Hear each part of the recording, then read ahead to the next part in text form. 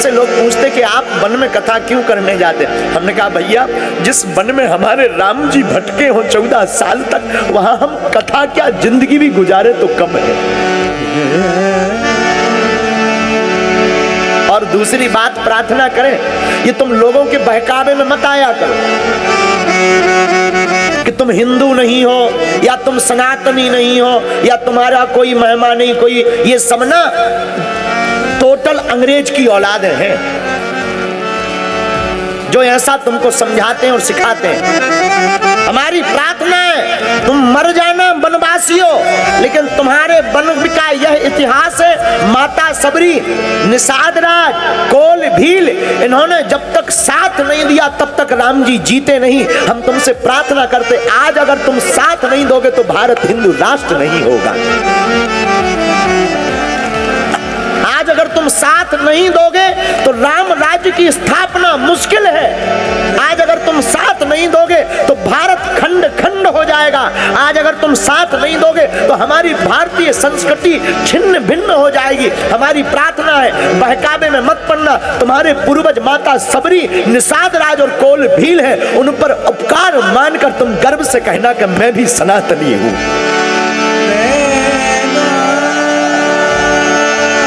गर्व से कहना मैं भी हिंदू हूं। क्यों? और सच बतावे, ये 2 दिवसीय कथा भले ही है, लेकिन एक दिन की कथा में ही इन लाखों वनवासियों ने आज पूरी दुनिया को बता दिया कि हाँ, हम सनातनी थे, हैं, जब तक रहेंगे तब तक रहेंगे। ये पूरी दुनिया में, और क्षमा करना, हम तो भारत के कथा व्यासों से भी प्रार्थना करेंगे, फ्लाइटों पर घूमने से सनातन धर्म नहीं बचना है। आओ कुछ दिन गुजारो जंगल में कथा करके। बड़े बड़े समृद्ध प्रदेशों में, बड़े बड़े अमीरों के शहरों में तुमने खूब कथा सुना ली। आओ कुछ दिन इन वनवासियों को गले लगा करके इन्हें कथा सुनाओ, इनको भी राम कथा के बारे में बताओ। और जितने भी न्यूज पर है ना, हमारी प्रार्थना, ये बात आप जरूर भेज दो। आप अगर हिंदू हो तो हमारी ये बात जरूर भेज दो। आपसे भी प्रार्थना है कि भारत के प्रत्येक संत और महंत को अब बड़े शहरों से ज्यादा वन में रहने वाले वनवासियों को अपनी तरफ से खर्च करके कथा सुनानी चाहिए। क्योंकि सनातन धर्म दिल्ली या मुंबई की कथा में कथा करने से नहीं बचना है। सनातन धर्म बालाघाट जैसे जंगल, जहां ईसाई मिशनरियों ने हमारे सनातन धर्म की जड़ें हिलाने का काम किया है, अब उन हलीउल्लाह बालों को उखाड़ कर फेंकने की बारी है।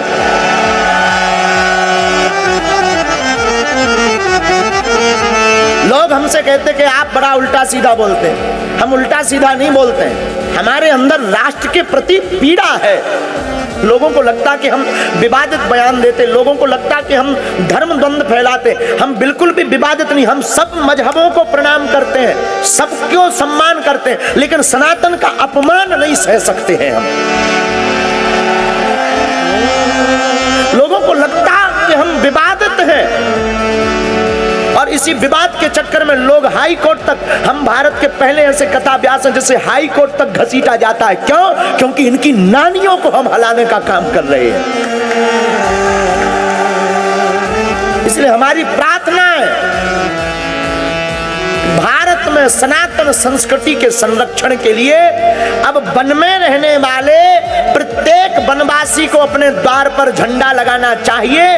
जय बड़ा देव का नारा लगाते हुए हम श्री राम के हैं ऐसा जय घोष करना चाहिए।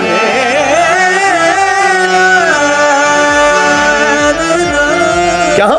क्योंकि हमारे आपके आराध्य प्रभु राम है, हमारी आपकी कुल माता माता सबरी है, उनके अलावा कोई। हमारी प्रार्थना है, हम विवादित बयान न्यूज के लिए तो बिल्कुल भी नहीं, सबके प्रति हमारा सम्मान है। हम केवल और केवल इसलिए हमारे प्रति, हमारे अंदर राष्ट्र को जो हम देख पा रहे हैं, जो हमने अपनी चेतना से देखा कि 10 साल बाद यहाँ राम कथा कहना मुश्किल हो जाएगा भारत में। अगर ऐसे ही चलता रहा राम कथा नहीं कह पाएंगे। लेकिन हम होने नहीं देंगे। हम अब सब वनवासियों को इकट्ठा करके भारत में पुनः संस्कृति का प्रचार करवाएंगे। माता सबरी प्रभु राम की याद में, आहा, माता सबरी प्रभु श्री राम की याद में बड़ी डूबी है। माता सबरी ने प्रभु का इंतजार 10,000 वर्ष तक किया। तुमसे प्रार्थना करें, वनवासी हो तुम भी अपने घर पर भगवान राम को याद करके इंतजार करना। हमें भरोसा है उनको 10,000 साल बाद मिले। तुम्हारे घर पर प्रभु राम 10 साल बाद आएंगे, लेकिन किसी ना किसी रूप में आएंगे। सबरी माता कहती, मेरी झोपड़ी के भाग आज खुल जाएंगे, राम आएंगे। कौन आएगा? राम। मेरी झोपड़ी के भाग आज खुल जाएंगे, राम आएंगे, राम आएंगे, आएंगे राम, राम आएंगे, आएंगे राम आएंगे। मेरी झोपड़ी के भाग आज खुल जाएंगे। राम जी माता सबरी के यहाँ 10,000 साल बाद गए। धन्य है माता सबरी का पुरुषार्थ। कितना ऊंचा पुरुषार्थ है माता सबरी का। गुरु आज्ञा को नहीं टाला माता सबरी ने। देखो, क्षमा करना, गुरु के वचन कभी मिथ्या नहीं होते। जो गुरु कह देता है वो होकर के ही रहता है। एक बात और पागलो, गुरु पर उतना ही भरोसा करना चाहिए जितना हम लोग अपनी श्वास पर कर रहे। सांस पर नहीं, श्वास पर। सांस अलग है, श्वास अलग है। जितना हम लोग अपनी श्वास पर भरोसा करते हैं उतना ही हमें गुरु वचनों पर भरोसा करना चाहिए। क्यों? क्योंकि गुरु के वचनों को सत्य करने की जिम्मेदारी परमात्मा की होती है। और माता सबरी के जीवन में राम जी आए भी तो किसके कारण? बोलो, किसके कारण? गुरु जी के कारण। लेकिन अब आजकल तो बड़ा उल्टा जमाना है। नए से गुरु जी बच्चे, नए से चेला बच्चे, दोनों गायब होते दिखाई पड़ रहे हैं तो कम मात्रा में। बोलो सीताराम, बोलो सीताराम। अब आजकल तो ऐसे चेला हैं कि एक परसबाड़ा में चंगीलाल रहता है। यही परसबाड़ा में चंगीलाल। एक दिन चंगीलाल अपने गुरुजी से बोला, गुरुजी हमें दीक्षा लेनी है। गुरुजी बोले, बेटा ले लो। अब दीक्षा दूसरे दिन हुई, चंगीलाल ने ली। लेने बैठा तो गुरुजी बोले, अच्छा चंगीलाल एक बात बताओ, लिपे लिपे की दीक्षा लेनी है कि बिना लिपे की? तो चेला चंगीलाल बोला, गुरुजी असली वाली दीक्षा कौन सी होती है? गुरुजी बोले, बढ़िया वाली दीक्षा तो लिपे लिपे की होती है। अच्छा गुरुजी ये लिपे लिपे की दीक्षा क्या है? चंगीलाल बोला, लिपे लिपे की दीक्षा क्या है? गुरुजी बोले, बेटा गाय के गोबर से लीपा जाता है, उतने में ही दीक्षा दी जाती है, उसे लिपे लिपे की दीक्षा कहते हैं। गुरुजी फिर तो लिपे ही लिपे की दे दो। अब देखना, जंगल का काम, परसबाड़ा है ही जंगल में, परसबाड़ा जंगल का काम गुरुजी ने कान में दिया मंत्र, उसी समय पीछे से काट लिया बिच्छू ने। बिच्छू ने काटा किसको? चंगीलाल को। 2 मिनट 3 मिनट बाद अब बिच्छू चढ़ो। चंगीलाल बोलो, गुरुजी जब दीक्षा तो चढ़त आ रही।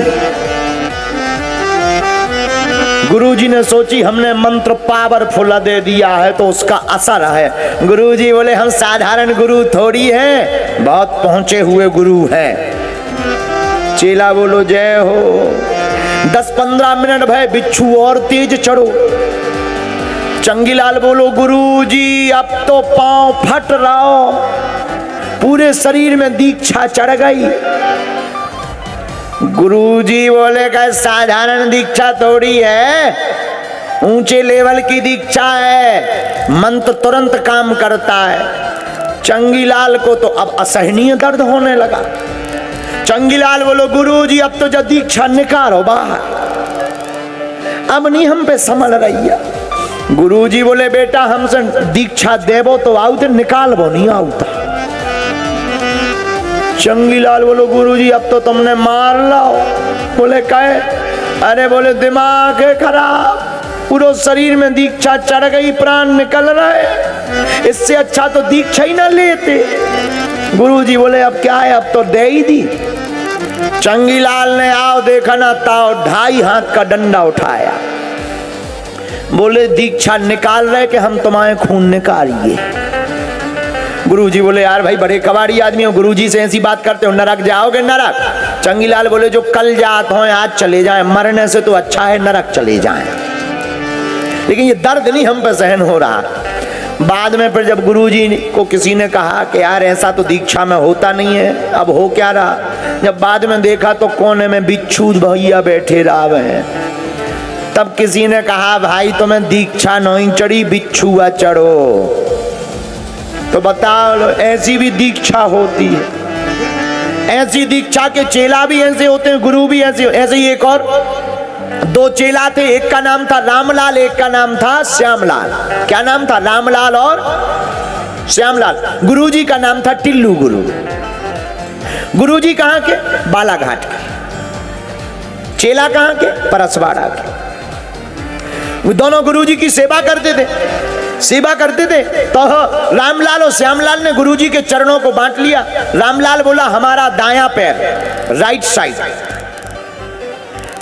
श्यामलाल बोला हमारा बायां पैर, लेफ्ट साइड।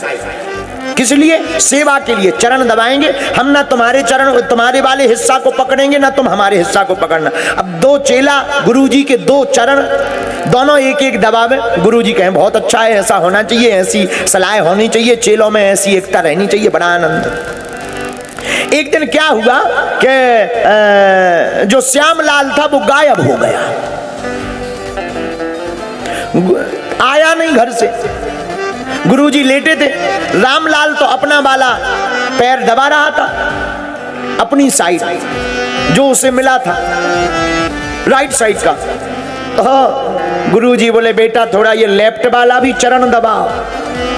बोले गुरुजी हम नहीं छुएंगे। बोले क्यों? बोले हिस्से बांट है, ये हमारे हिस्से में थोड़ी है, वो तो श्यामलाल के हिस्से में। अब वो आया नहीं तो हम क्या कर लें? हम नहीं, हम तो अपना हिस्सा भर दबाएंगे। गुरुजी बोले भाई बंटवारा तो तुम लोगों का है पर चरण तो हमारे हैं। चेला बोला गुरुजी भले ही चरण हमारे हैं पर बंटवारा तुम्हारे हैं, पर बंटवारा तो हमारा है। गुरुजी बोले कौन बहस करे मूर्खों से। गुरुजी बेचारे सो गए, और सो गए तो जो बायां पैर था वो दाहिने पैर पे रख गया। अब रामलाल को आई गुस्सा कि एक तो ये वाले हिस्से के मालिक आए नहीं हैं श्यामलाल, ऊपर से हमारे हिस्से के ऊपर वजन रख रहा है।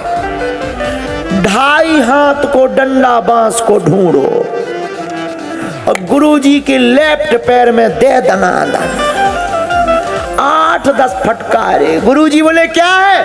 अरे बोले गुरुजी ये साइड वाला इतना दमदार कि हमारी साइड पे वजन धरे। अरे गुरुजी बोले ठटरी के बरे, तुम्हारी साइड या मेरी साइड है तो हमारे चरण। बोले भले ही चरण हमारे हैं पर बंटवारा तो हमारा है। चरण तुम्हारे, बंटवारा हमारा। गुरुजी को 3 जगह से टूट गया पांव। गुरुजी बोले भाग कितना, इससे अच्छा तो चेला ही ना हो। बेचारे गुरुजी बालाघाट गए, प्लास्टर चढ़वाया, फिर वापस आए। सुबह हुई, कुर्सी पे बैठे थे लकड़ी ले, अब आया श्यामलाल। श्यामलाल बोला गुरुजी ये दुर्दशा कैसे हो गई? गुरुजी बोले क्या बताएं बेटा, ये तुम्हारे बंटवारा ने अपराध खा लिए। तुम लोगों ने बंटवारा किया था, ऐसी ऐसी घटना घट गई। ये वाला पैर हमने तुम्हारे उस रामलाल, तुम्हारे हिस्से का पैर रामलाल के हिस्से पर रख दिया, ये हाल कर दिया। श्यामलाल बोला हमारे हिस्से की ये दुर्दशा। श्यामलाल ने 6 हाथ को डंडा ढूंढो, रामलाल के हिस्से के 9 टुकड़ा कर दिए। गुरुजी अपंग हो गए। ये मत पूछना कि वो चेला कहाँ की थी। बाद में जब पता चला वो परसवाड़ा के निकले। बताओ, ऐसे भी चेला होते हैं और कुछ ऐसे भी गुरु होते हैं। हम एक बात बोलते रहते हैं कथाओं में, लालची गुरु लोभी चेला चले नरक में ठेलम ठेला। और दूसरी बात भी हम बोलते हैं, कन फुक्का गुरु हजार है, नहीं जिनको कछु ज्ञान, आपन तो नरके चले संग लिए जजमान।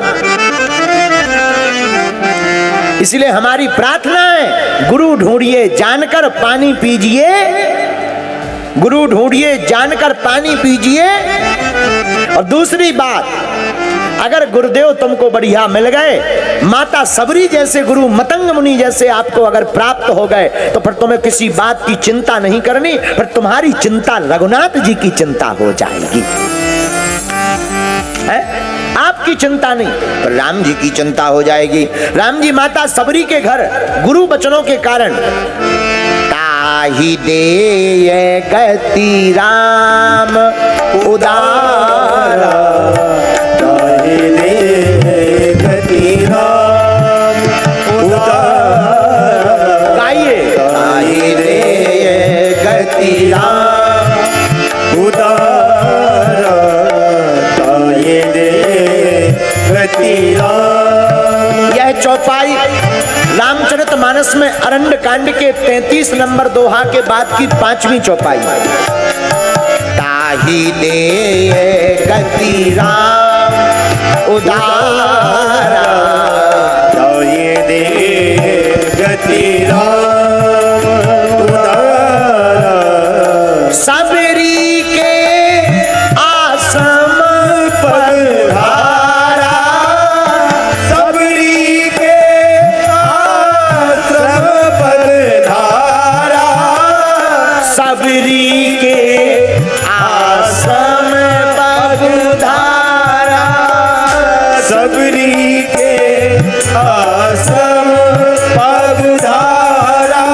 ताहि दे गति राम उदारा, ताहि दे गति राम उदारा, सबरी के आश्रम पधारा, सबरी के आश्रम पधारा। श्री राम जय राम जय जय राम, श्री राम जय राम जय जय। बोलो भैया, श्री राम जय राम जय जय राम, श्री राम जय राम जय जय राम, श्री राम जय राम जय जय राम, श्री राम जय राम जय जय राम।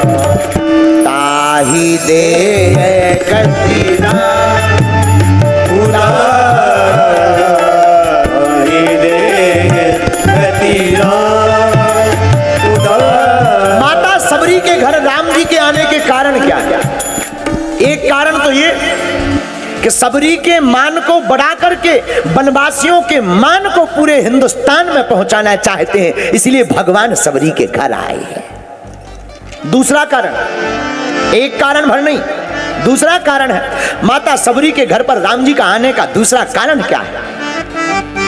जो गुरु के प्रति विश्वास रखता है, कहीं उनका विश्वास टूट ना जाए, गुरु आज्ञा पर शिष्य और चेला और भक्त अडिग रहे, अटल रहे, इसलिए माता सबरी के घर पर राम जी आए हैं। तीसरा कारण, केवल 2 कारण नहीं, अथवा तीसरा कारण, माता सबरी के घर पर राम जी इसलिए आए कि जिन वन में रहने वाले वनवासियों को पिछड़ा कहते थे, भगवान राम उनको अपने गले लगा करके पूरी दुनिया में अगड़ा बनाना चाहते हैं, इसलिए भगवान माता सबरी के घर। चौथा कारण क्या है? चौथा कारण माता सबरी के वन में, माता सबरी के घर आने का एक और, अथवा भगवान राम ये बताना चाहते पूरी दुनिया को कि केवल पुरुष भर महात्मा नहीं हो सकते, केवल पुरुष परमात्मा भर को नहीं पा सकते, माँ रूपी भी कोई महात्मा हो सकती है और माँ रूपी महात्मा भी परमात्मा को पा सकती है, इसलिए भगवान राम माता सबरी के घर पर आए। माँ भी महात्मा हो सकती और महात्मा ही माँ महात्मा ही परमात्मा से मिला सकती है। बोलो सीताराम। सीताराम। जोर से बोलो साधु जी। सीताराम। अथवा पांचवा कारण सुनिए, माता सबरी के घर पर राम जी क्यों आए? मानो भगवान बताना चाहते हो कि बड़ों बड़ों के लिए तो बहुत से नाते होते हैं, अमीरों के तो हजारों नाते होते हैं, गरीबों के तो केवल भगवान होते हैं। इसलिए माता सबरी के घर पर राम आए हैं। छठवां कारण सुनिए, भगवान राम माता सबरी के घर पर क्यों आए? हमारा मानना है माता सबरी वन में रहती है। वन में प्रायः शहर में रहने वाले लोगों की नजर वन में नहीं जाती। मानो भगवान ये पूरी दुनिया को बताना चाहते हो कि जहां जिस किसी की नजर नहीं जाती वहां हमारी नजर और नजरिया दोनों जाते हैं। इसलिए भगवान राम माता सबरी के घर पर आए। सातवां कारण सुनिएगा, अंतिम, किस कारण से राम सबरी के घर आए? आहा, ये एकदम नई बात है, आपको सुनकर बड़ा आनंद आएगा। हमारा मानना है भगवान राम माता सबरी के घर पर इसलिए आए कि आज तक माताओं को अपवित्रता के नाम पर जो दुत्कारा जाता था, स्त्रियों को जो पूजा पाठ धर्म कर्म से अलग किया जाता था, मानो भगवान राम माता सबरी के झूठे बेर खा करके ये सिद्ध कर गए हो कि भारत में केवल और केवल पुरुषों की मान्यता नहीं, भारत एक ऐसा अकेला देश है जो मातृत्व प्रधान देश है। और माता सबरी के मान को बढ़ाने के लिए भगवान राम सबरी के घर आए। भारत मातृत्व प्रधान देश, यहां माता की बड़ी पूजा। तुम्हें माता चा पिता, तुम्हें यहां पिता बाद में, तुम्हें माता च पिता, तुम्हें बंधुश्चा सखा। लेकिन पहले क्या? तुम्हें माता, पहले मां।